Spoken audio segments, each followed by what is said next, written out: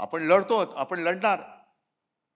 मी मध्ये एका आता या 2-4 सभांमध्ये मी म्हटलं, कदाचित ठाण्याच्या सभेत असेल, हे जे काय गद्दारी करणारे लोक आहेत ना, किती पैसे मिळाले त्यांना? 50 खोके ना. मग मी जातो ना त्यांच्या बरोबर, किती मिळतील मला? पण मग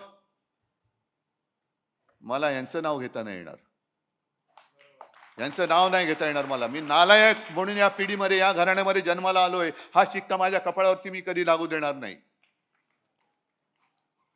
ज्या घराण्याने मुंबईसाठी माझे प्रबोधनकार, माझे आजोबा संयुक्त महाराष्ट्रामध्ये पहिल्या 5 मधले माझे आजोबा होते, पहिल्या 5 शिलेदार, शेलार मामा म्हणायचे त्यांना. संयुक्त महाराष्ट्र समिती त्यांनी एकत्र केली होती.